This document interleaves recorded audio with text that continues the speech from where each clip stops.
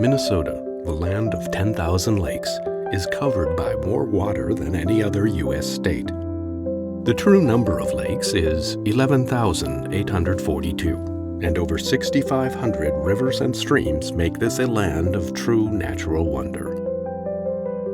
Lake Minnetonka, located just west of the Twin Cities of Minneapolis and St. Paul, is among the most famous and storied, with a rich history spanning thousands of years.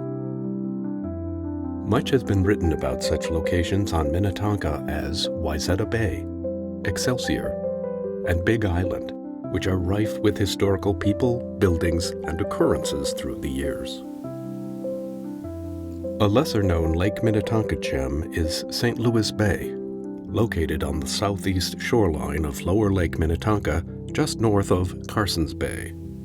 As other areas of the lake were being developed in the late 1800s, St. Louis Bay rapidly became a tourist and transportation hub for this portion of the lake.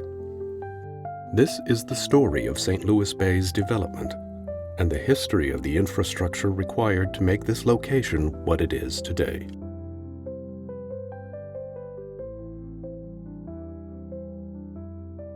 I'm Lisa Stevens. I'm the president of the Lake Minnetonka Historical Society. So we're in the Wayzata Depot right now, which was built in 1906. And this is how people got to Lake Minnetonka. They didn't come to this depot in 1867 when the first train arrived. That was sort of down the line a bit. But when they did start coming here by train, they took a steamboat or any kind of boat, any kind of water conveyance or ice or foot or horse to get to the other parts of the lake. And it's a big lake with a lot of bays. In the mid-1800s, Charles Gibson, a successful lawyer and landowner from St. Louis, Missouri, was attracted to Minnesota's climate and natural resources. He found Lake Minnetonka to be an exceptional destination, and he quickly envisioned Lake Minnetonka's development. He first visited Minnesota in 1854 to escape the heat of the St. Louis summers and made regular journeys to Minnesota for over 50 years. He purchased land, which came to be known as Northome Peninsula, in 1875 and built a home in 1876. Gibson called his new summer home Northome. In 1878, Gibson's son Victor purchased 108 acres from Elijah and Mariah Carson for $2,700. The land was sold to three investors from Kentucky on June 10, 1879, and the first of the great Lake Minnetonka hotels was built, the Hotel St. Louis. The hotel, which was completed in 1879, was 217 feet long and 3 stories tall, with spacious verandas on each floor which overlooked St. Louis Bay. The hotel opened to rave reviews. Publisher Alfred Diamond, in his publication The Magic Northland, wrote, "The Hotel St. Louis is the first-class hotel to be built on Lake Minnetonka, one of the most complete summer resorts in the Northwest." A popular form of lake transportation and entertainment was the regularly scheduled steamboat voyages. Steamboats proliferated on Lake Minnetonka during this period, with dozens of vessels in service. The Hotel St. Louis and numerous lakeside communities were ports of call for these boats. The safety of these vessels, particularly the steam boilers, was called into question following an explosion aboard the May Queen in June of 1879, which took the life of the engineer and resulted in numerous injuries. Publisher Diamond wondered about the safety of the steamboat Mary. George Halstead, a major in the Union Army during the Civil War and the owner of the Mary, insisted the Mary was safe and that such a tragedy could not happen again. Then, at dawn on July 1st, 1880, Diamond himself was standing on the dock of the new Hotel St. Louis, awaiting boarding of the Mary, when the boat's boiler exploded. The Minneapolis Tribune reported, "The concussion was terrible. 3 people were killed and 8 others, including Diamond, were injured." George Halstead was now out of the steamboat business and spent his remaining days at his remote Minnetonka cottage called the Hermitage. The Hermitage and Steamboat Mary had been obtained by Halstead following the death of his brother, Frank Halstead. Frank had owned the Mary and built the Hermitage.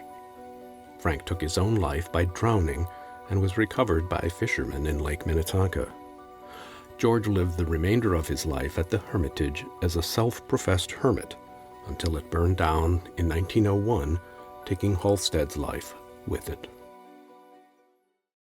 By 1882, the hotel landed back in Gibson's hands due to an untimely death and squabbles by the Kentucky investors. The hotel was successful for several years, but by 1885 it had become overwhelmed in debt.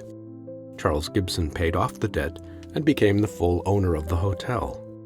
Gibson and his wife Virginia wasted no time platting all remaining acres into lots to be sold for summer homes and cottages. Historian Barbara M. Sikora has researched Lake Minnetonka for decades and has many published works on the history of Charles Gibson, St. Louis Bay, and other Lake Minnetonka stories. She recounts Gibson's replatting of his land for homes and parks. He always had plans on plotting it out and selling it and making it for homeowners. He always talked about parks, but I always think there was like, that doesn't work, we're going to plot it out and sell it to neighboring people and go from there. So it kind of sounds like he was maybe a little less altruistic about developing parks and things, a little more like, how am I going to make money? I think you've figured out Charles Gibson. I do not want to speak badly of him, but I always think he had an idea where it was going to lead to. He did very well. He was very successful. He made a great life. His home in St. Louis was beautiful. He helped develop a couple of parks there. But I think he did like what parks did for people also. But if it didn't work out, he just took, the next step over and plotted them out and made Deep Haven what it is, to be perfectly honest with you. Gibson faced a challenge with his prime shoreline. St. Louis Bay was too shallow for large boats to reach. To address this, Gibson dredged the bay to accommodate the larger vessels and used the fill from the dredging process to create two new islands, Lighthouse Island and Tattoo, now known as Bug Island.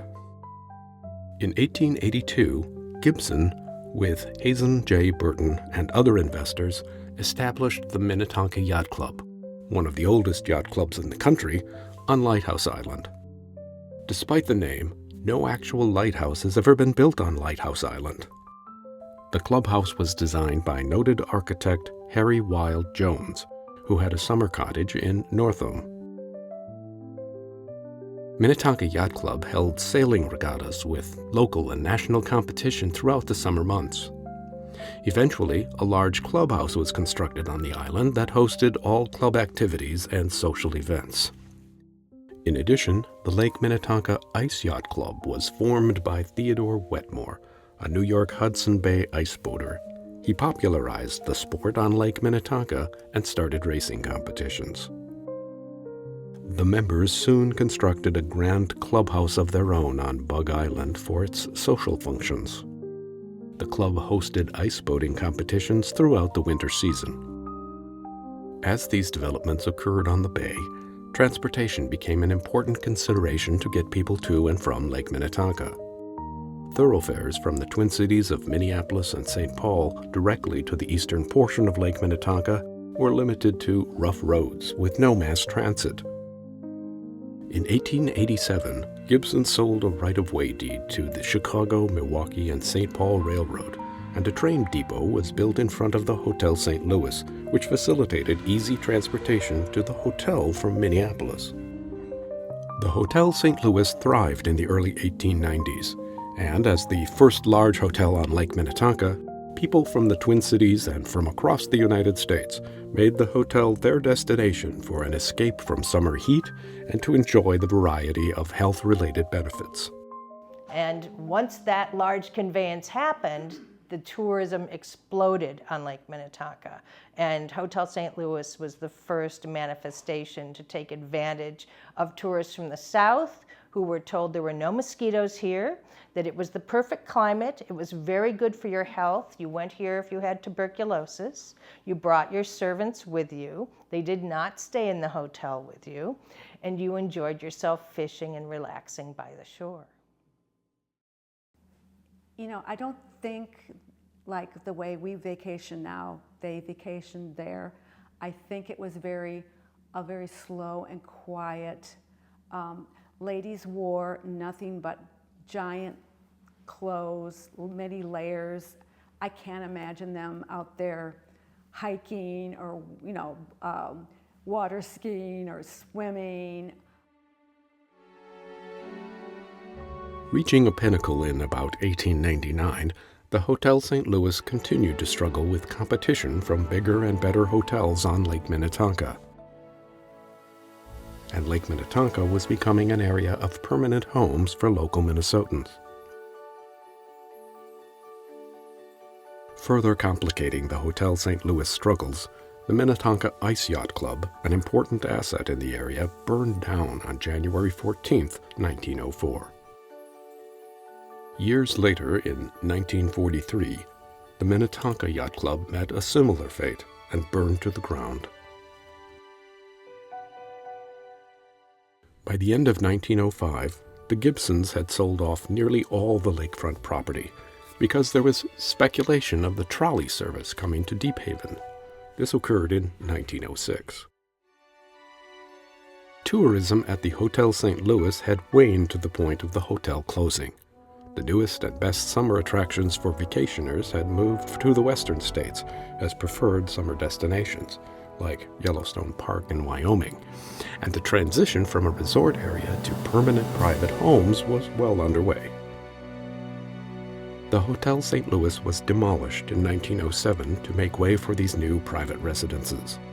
Thus marked the end of an era dominated by this large resort hotel. So that area where the Hotel St. Louis was built in 1879 was unique in that it was initially served by a train coming from the east in Minneapolis, and later by 1906, which is right when the hotel was coming down, the streetcar came in as well.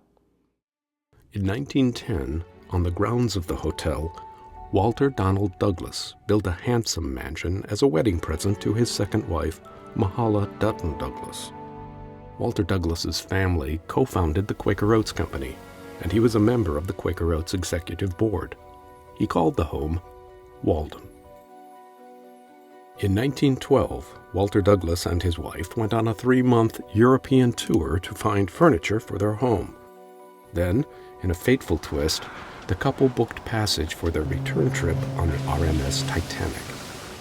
Mr. Douglas went down with the ship in what was recalled by survivors as heroic fashion. Mrs. Douglas was able to secure a spot on one of the lifeboats and survived. She continued to spend her summers at Walden until her death in 1945. Walden exists today as a private residence. Today, evidence remains both at the sites of the Hotel St. Louis and under the lake's surface. Extensive searches by underwater explorer Kelly Nahowick, who has dived over 100 times in St. Louis Bay, have disclosed numerous relics, which were scuttled or lost through the years. So my name's Kelly Nahoig. I made my first scuba dive in 1973 when I was 13 years old. Went out with a good friend of mine and his older brothers, and they were diving, certified divers, and at the end of one of their dives, they let me strap on one of the tanks and take a dip myself, and I instantly fell in love with the sport and the activity, and so I was hooked. And from that point forward, I got certified in 1977 and did just a ton of diving in my teenage years. Up to the point to where my freshman year of college, I attended the Florida Institute of Technology and I was an oceanography major. Then wind the clock forward a little bit to 2007, and I came in contact with a group called Maritime Heritage Minnesota, Chris Olson and Ann Merriman. And they're marine archaeologists located over in St. Paul. And they do a lot of contract work with the state in terms of getting small grants for figuring out essentially what's in the bottom of our lakes.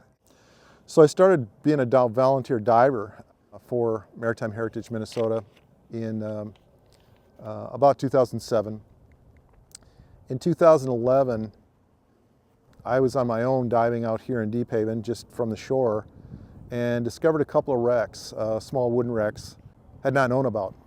But I kept diving out here on my own and started finding lots of material that led to lots of questions.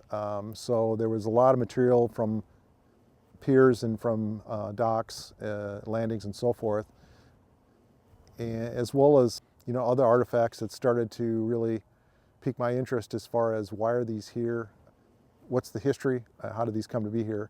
Not really knowing anything about the history of Deep Haven and St. Louis Bay, we started to do some research and find out about the Hotel St. Louis that was here turn of the century, the trains and the trolleys that ran out here as part of their daily route to bring people to the hotel and back and forth to the cities, as well as some of the steamboat landings and the other information that was available about the area.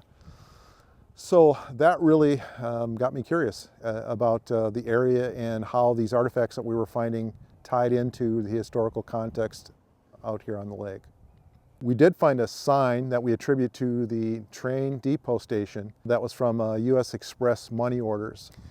And this was back from the day when people didn't have checking accounts and they didn't have any other means to transfer money. So money orders were used, and the money orders was actually handled through the railroad system. So they would be issued at the depot. The trains would then bring them to the central banks for processing and so forth. We also found a lot of material of a personal nature. One of the items that we found were glassware that we could attribute to either the hotel and or the steamboats that would come into the landings here. These were water glasses or cocktail glasses that would be used by passengers or by the hotel guests that wound up on the lake bottom. There's a lot of bottles that we could attribute back to, again, that time period. One of which was really interesting was a round bottom glass bottle. That was popular in the late 1800s, early 1900s, and it was used for soda, pop storage. The reason for the round bottom was they were concerned that if they stood it on end, the cork stopper would dry out and the carbonation would all leave from the bottle. So they made the bottles round on the bottom so that they could be stored on the sides. There was all kinds of other types of material that we're still uncovering and that we're finding that continues to tell the story of that period of time, the late 1800s, early 1900s, when this was a very popular resort area with lots of tourists and a lot of people coming and going. Just about every time I come out here, there's something to be found. As we begin to piece together this whole story, it's like a jigsaw puzzle, and there's one more piece, that we find that kind of helps tell the story as we uncover these things. The North Elm Stone Arch was constructed in 1877 as the entrance to the North Elm development. And those arches still stand today. One little rumor about the arches, a little myth we like to dispel, is that they were once double arches so that there could be two-way traffic. Not true. It was always just one big arch. The pictures prove it. It was gated at one time, so it was a gated entry with big wrought iron gates that you can see photographs of showing each side looking toward the lake and toward Deep Haven proper. But they continued into the woods, and for the most part do today. They've been nicely maintained, but no double arches never happened. Truck didn't knock one down. None of those things happened at all. The depot building from the railroad and trolley days still exists. It was moved onto an adjacent lot and is today a private residence. Construction debris on the edges of the property include the stone fragments from the steps that used to be located in front of the depot building leading to the dock landing. Steps are still in place that led guests from the Hotel St. Louis to the shoreline. Looking at that beach and the area today, you can't imagine the amount of activity that must have happened over the years.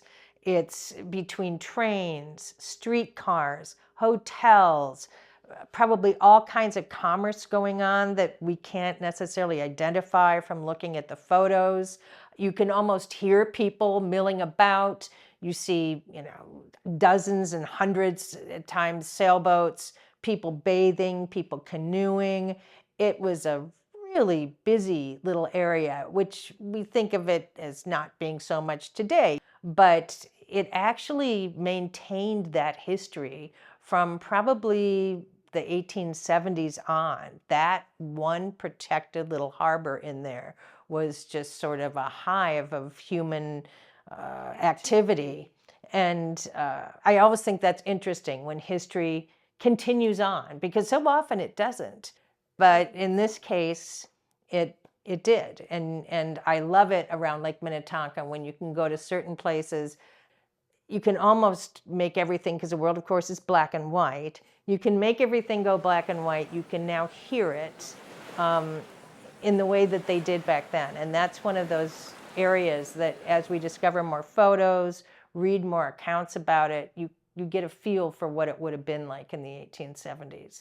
And even underneath the water, you can see remnants of what that was. And that's something we couldn't do 50, even 100 years ago, but we can do it now. Now that we're in the future, we can better see the past. And so today, with careful examination and historical documents in hand, one can still find the shadows of an earlier time when this portion of Lake Minnetonka was helping to make the area an attractive destination for people from around the country.